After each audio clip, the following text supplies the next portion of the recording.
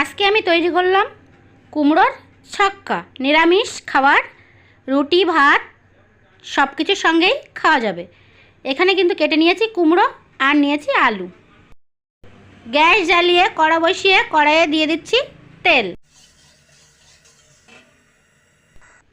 ফোড়নে দিয়ে দিচ্ছি শুকনো লঙ্কা আর দিয়ে দিচ্ছি তেজপাতা আর দিয়ে দিচ্ছি পাঁচফোড়ন।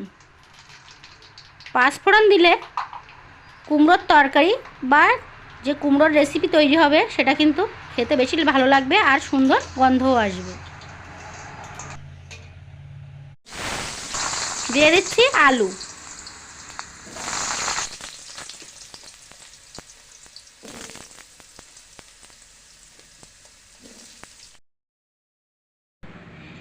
দিয়ে দিয়েছি দুটো কাঁচা লঙ্কা আর প্রথমে আমি আলু ভেজে নেব।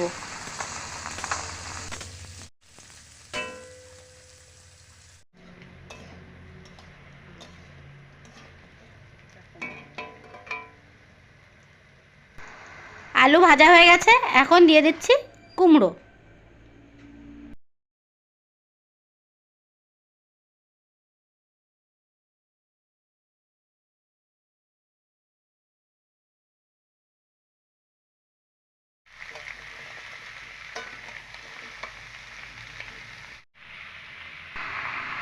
দিয়ে দিচ্ছি পরিমাণ মতো হলুদ গুঁড়ো।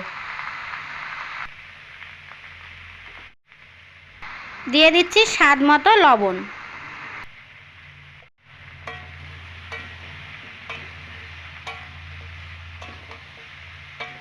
একটু নাড়াচাড়া করে নিয়েছি আর একটা ঢাকনা দিয়ে আমি এখানে ঢেকে দিয়েছি। আবার একটু নাড়াচাড়া করে নিচ্ছি।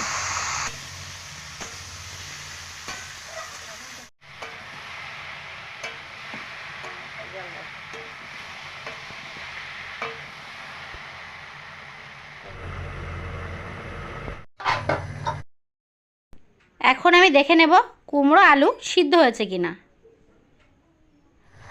আলু কুমড়ো সিদ্ধ হয়ে গেছে।